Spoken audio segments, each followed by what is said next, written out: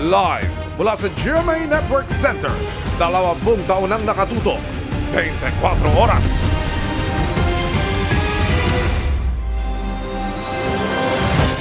Magandang gabi po, Luzon, Visayas at Mindanao. Di birong kalbaryo ang malapitang makikita sa eksklusibong video ibinahagi sa GMA Integrated News kaugnay ng pinakahuling pambobomba ng tubig ng China sa isang barko ng Pilipinas. Sa malapitang kuha mula sa loob ng barko, makikita kung paanong winasak at pinasok ng tubig ang barko na ikinasugat ng 3 Navy personnel.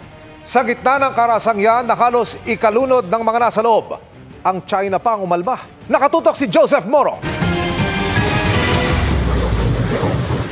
Sa kuha mula sa loob mismo ng resupply ship na unay sa May 4, lalong kita ang kalbaryong idinulot ng pagbomba ng tubig ng China Coast Guard itong Sabado. Nakakover naman ang mga Navy personnel habang rumaragasa sa likod nila ang tubig mula sa water cannon, pero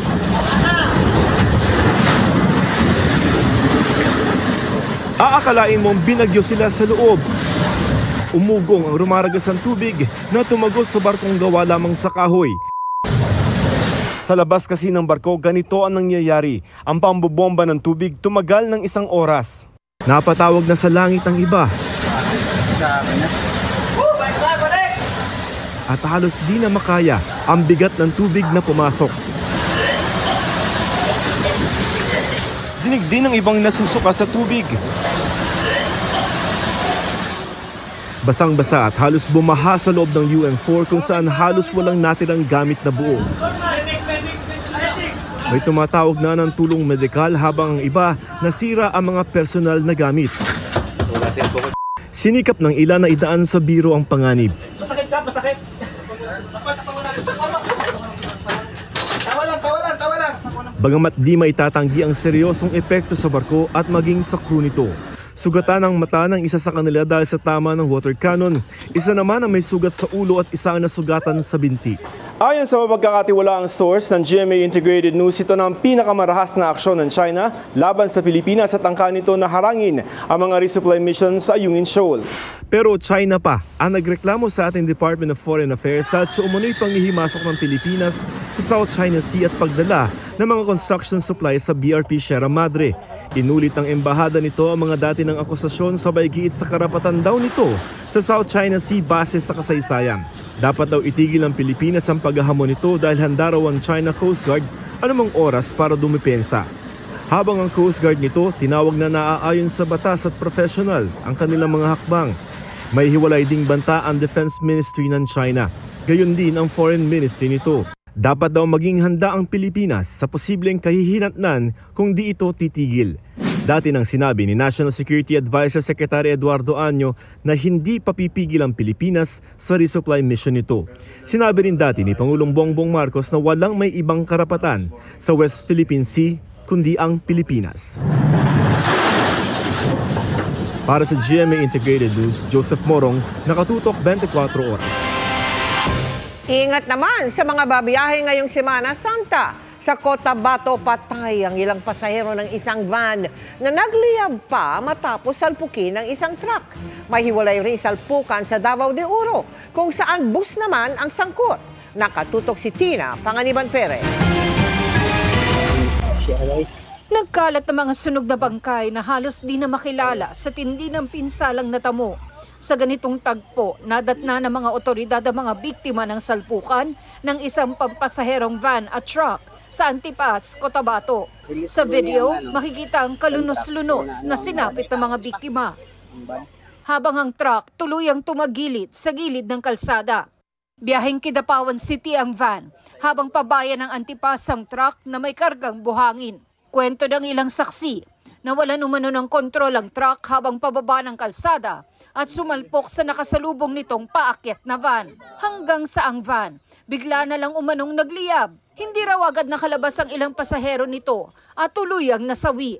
Agad namang dinala sa ospital ang mga nakaligtas. Wala pang opisyal na datos ang Antipas MDRRMO at Antipas PNP sa bilang ng mga nasawi, habang patuloy naman ang investigasyon sa insidente. Salpukan sa kalsada rin ang ikinamatay ng isang konduktor sa Moncayo, Davao de Oro. Yan ay matapos sumalpok ang isang pampasaherong bus sa likod na nakaparadang container van. Ayon sa pulisya, hindi umano napansin ng driver ng bus ang van na pumarada sa inner lane ng kalsada matapos umano nitong magkaproblema sa makina. 22 ang sugatan na agad namang dinala sa ospital. Patuloy ang investigasyon ng pulisya sa kung sino ang dapat managot sa dalawang driver na pareho nang nasa kanilang kustodiya. Para sa GMA Integrated News, Tina Panganiban Perez, nakatutok 24 oras. At dahil naman sa dumaraming kaso ng pertussis o whooping cough, pinaigting pa ng Health Department ang pagbabakuna sa mga sanggol. May paalala rin ito sa mga nagpaplano ng bakasyon para iwas sakit. Nakatutok si Mariz Umali. Hindi lang outbreak ng pertussis o whooping cough ang idineklara sa Iloilo City. Inirekomenda rin ng kanilang Disaster Risk Reduction and Management Council ang pagdedeklara ng state of calamity. Kasunod ito ng patuloy na pagtaas ng kaso ng sakit sa lungsod. Base sa tala ng DOH, malaki ang itinaas ng bilang na may whooping cough sa bansa ngayong taon kumpara nung isang taon. 38 ang naitala sa NCR. Sinundan naman ito ng Calabarzon at Central Visayas. Halos 10 rehiyon din daw ang may pagtataas ng kaso ng whooping cough. Ang isa sa itinuturong sanhi, ang di pagpapabakuna. Unang-una, mababa yung fully immunized child coverage natin. Pumalo lamang sa 72%.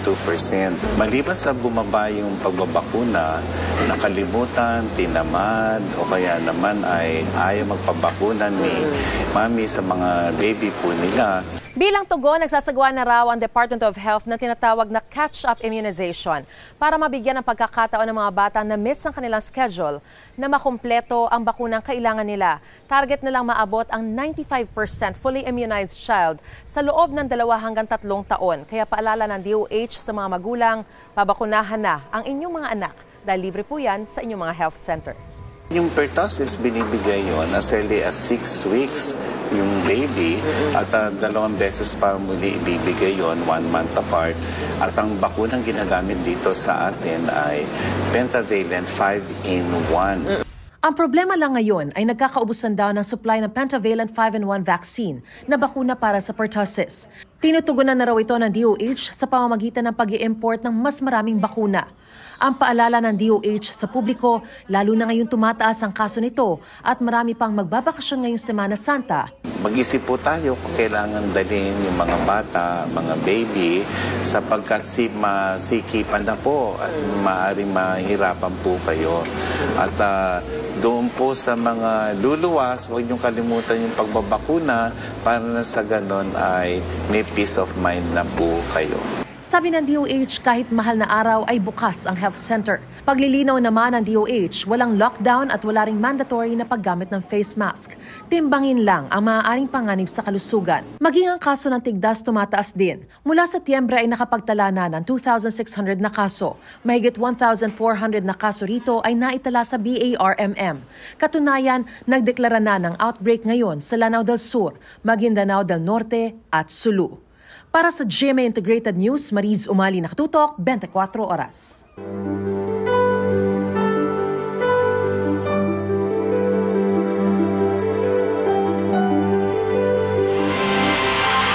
Mga kapuso, dagsana ang mga biyahero ngayong Lunes Santo. Tulad po sa PITX kung saan may mga biyahe ng fully booked. 2 bus driver ang nagpositibo rin sa drug test. Live mula roon, nakatutok si Jonathan Andal. Jonathan. Emil, kita mo sa likod ko, ang dami ng pasahero rito. Hindi pa naman siksikan, pero sabi ng PITX, ito na po yung umpisa ng dagsa ng mga babiyahe ngayong Semana Santa. Kung ang biyahe nyo po ay pabikol dito sa PITX, nako, fully booked na po yung maraming air-conditioned buses dito. Biglang nag-random drug test sa PITX kanina at sa 123 na sumailalim dito, 2 ang nagpositibo sa shabu, kabilang ang bus driver na ito. Dala lang po ng barkada sa gabi lang. Ano po? Dala lang po ng barkada. Dala ng barkada. So, ano pong ginamit ninyo? Makakahiya ako sa pamilya.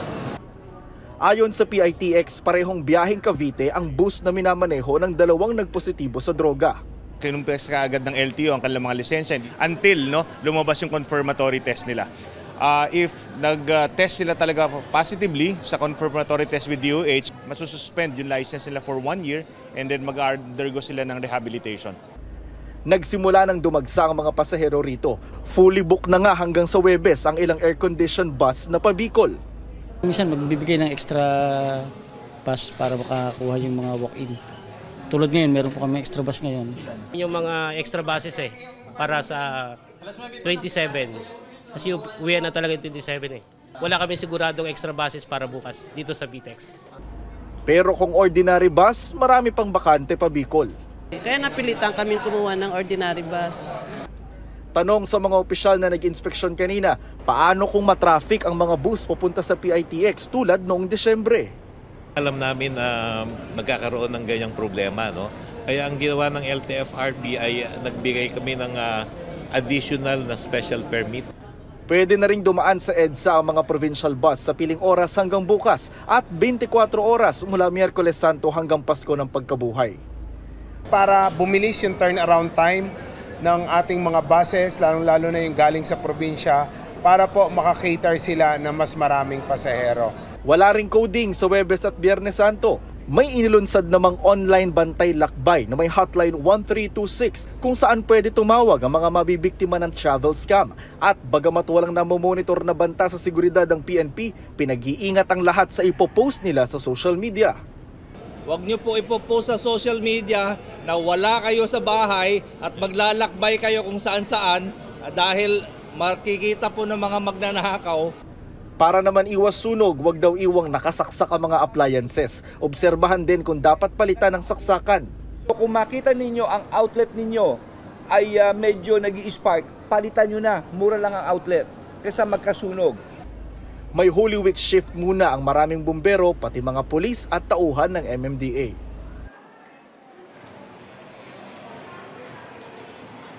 Emil, alas 6 pa lang ng gabi pero lagpas 100,000 na yung bilang ng mga pasahero rito sa PITX. At sa Miyerkules Santo at sa Huwebes Santo, posible raw sumampa sa 150,000 yung mga pasahero rito. Sa ngayon po, may mga nakakumpiska na sa entrance dito ng mga cutter tsaka butane gas. Emil? Maraming salamat, Jonathan Andal. Dagdag kalbaryo naman sa mga motorista ang taas presyo ng langis. Simula po yan bukas. Kamustahin din natin ang traffic sa South Luzon Expressway. Live mula doon, nakatutok si Ma'am Gonzales. Ma'am? Mel, hindi pa ngayon kundi sa Miyerkules inaasahan ng peak ng pagsisikip ng daloy ng trapiko dito sa SLEX para sa Semana Santa. Gayunpaman, meron niyang ibang penitensya yung mga motoristang mahaba ang biyahe dahil sa oil price hike na ipatutupad simula bukas. Sa mga babiyahe ngayong Semana Santa, lalo kung long drive sa mga expressway, pinapayuhang humabol na sa pagpapagas ngayong araw ang mga gustong makatipid. Big time kasi ang oil price hike simula bukas kung kailan pa naman lalong darami ang mga bumabiyahe. 2 pesos and 20 centavos ang taas presyo kada litro ng gasolina, 1 peso and 40 centavos naman sa litro ng diesel at 1 peso and 30 centavos sa litro ng kerosene. Dulot ito ng pagbabawa sa crude export ng Iraq at nagpapatuloy na gulo sa pagitan ng Ukraine at Russia at iba pa. Ganun lang naman, taas, baba. Sana nga bumaba. Pabigat na naman sa mga sa mga chopper. Ano ba, kaya ba kayo nagpapakarga ngayon o hindi naman? Hindi, papakarga ako, wala na akong gas Mas makakamura ngayon. Pati bayan na lang, walang panggas, di ito bahimik, magstay sa bahay. Base sa pag-aaral ng GMA Integrated News Research, mula 2005, karaniwang nagkakaroon ng oil price hike bago o habang Holy Week. Noong nakaraang taon nga, may oil price hike ng Martes Santo at ng sumunod na Martes. Sa gitna ng dagdag presyo, panawagan ng Energy Department sa mga gasolinahan na umalalay sa mga motorista. Sana raw siguruhing sapat ang tauhan at mag-extend ng operating hours kung kinakailangan. Kung traffic naman, mabilis pa rito sa SLEX mula Alabang hanggang Santo Tomas, Batangas kaninang hapon. Mel, posible raw na sa Miyerkules alas 2 ng hapon hanggang alas 11 ng gabi magsisikip talaga ang trapiko dito sa SLEX dahil dun sa dagsa ng mga bakasyonista pati na rin yung mga pauwi sa mga probinsya. Asahan na po ang pagbigat ng daloy ng trapiko sa mga toll exits. Mel? Maraming salamat sa iyo, Ma'am Gonzales. Patay matapos umanong manlaban ang isang suspect sa magkakahiwalay na nakawan sa Metro Manila, Rizal at Batangas. Nangyari umano yan habang sinisilbihan siya ng arrest warrant. Nakatutok si Jomar Apresto, exclusive. Sinubukan pang itakbo sa paggamutan ang lalaking ito pero hindi na siya umabot ng buhay sa ospital. Ang lalaki nanlaban raw sa mga tauhan ng MPD District Police Office Intelligence Operations Unit na magsisilbi lang sana ng warrant of arrest sa Lemery, Batangas dahil sa kasong robbery. Upon serving, upon approaching ng tropa natin, pinaputokan yung mga operatives natin. And then, nagkaroon ulit ng negotiation. Ayun, yung pagpasok ulit doon sa kwarto niya, pagbukas ulit, nagpaputok siya ulit. Kaya napilitan na talagang gumanti ng putok yung mga operatiba natin. 5 tama ng bala sa bandang tiyan ang tinamo ng lalaki. Nakiusap pa yung tropa na sumuko siya ng maayos. Initak niya pa yung tropa. Nakuha sa crime scene ang caliber .45 na baril na ginamit ng akusado at ilang gamit na drug paraphernalia. Ayon sa pulisya, notorious na kitbahay ang lalaki na sangkot sa serye ng nakawan sa ilang bahagi ng Metro Manila, Rizal at Batangas. Kabilang din siya sa mga most wanted sa Pasig City. Isa sa mga nilooban noon ng akusado ang bahay na ito sa Cainta, Rizal kung saan tinangay niya ang ilang mamahaling gamit na abot sa 300,000 pesos ang halaga. Napagalaman din ng pulisya na ilang beses nang nakulong ang lalaki dahil sa kaso ng pagnanakaw. According sa intel report namin, hindi lang siya may mga kasama pa siya sa mga ginagawa niyang pagnanakaw. Para sa GMA Integrated News, Jomar Apresto, nakatutok 24 oras. Happy Monday, chikahan mga kapuso! Happy na! Birthday pa! Kaya naman jam-packed ang celebration ng 26 Sparkle artists na nagdiriwang ng kanilang kaarawan this Feb at March. Yan ang chika ni Katatibayan.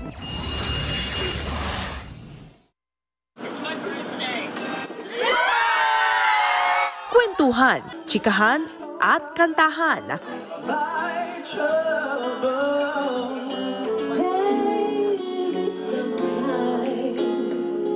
One big happy birthday celebration ay sinagawa ng Sparkle GMA Artist Center para sa mga Sparkle Feb and March celebrants. Kabilang sa 26 celebrants, sina Glyza De Castro, Paulo Contis, Clea Pineda, Nadine Samonte, Rocco Nasino, Sherilyn Reyes at marami pa. Happy birthday! Present sa pa-birthday celebration sina GMA Senior Vice President Annette Gozon Valdez at Sparkle GMA Artist Center Vice President Joy Marcelo. Grateful naman ang Kapuso Star sa masayang bonding. Si Glyza, first time daw makakapag-celebrate kasama Sparkle family. Dahil inorganize ng Sparkle, alam mo parang lahat kami talagang nag-effort na pumunta dito and we also want to catch up with them. Ang co-runner ni Boss Gina si Lexi Gonzalez. Enjoy din sa birthday lunch na inihanda ng Sparkle. Ang importante na enjoy namin lahat. Naramdaman namin yung care nila for us. Si Rocco Nasino may gustong i-manifest this year. Ma-maintain ko yung health ko. Yeah. Medyo nagpabaya ako for a while pero masasabi ko I'm back on track. Nakakasa naman ang dreamy birthday celebration ni Clea Pineda with family and loved ones. Plan ko talaga para sa birthday ko i-celebrate this weekend pa sa La Union. Beach sunset dinner. More than the bonding, happy raw si Paulo Contis na nagkakilala sila ng mga kapwa Sparkle artists. Dapat magkakakilala lahat ng mga actors. So, pag, at least when you get to work together, di ba, magkakilala na kayo. Natanong din si Paulo tungkol sa contract signing ng It's Showtime sa GMA. Gusto nga raw niya makatrabaho ang mga matatalik na kaibigan sa industriya na sina Ogie Alcacid, Bong Navarro at Uncabogable star Vice Ganda. If imbitahin ka mag-guest episode, willing ka ba? Oo. Work is work.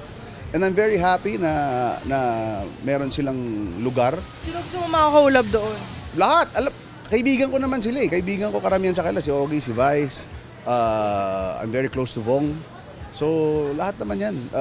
Very open tayo. Katatibayan, updated sa showbiz happening.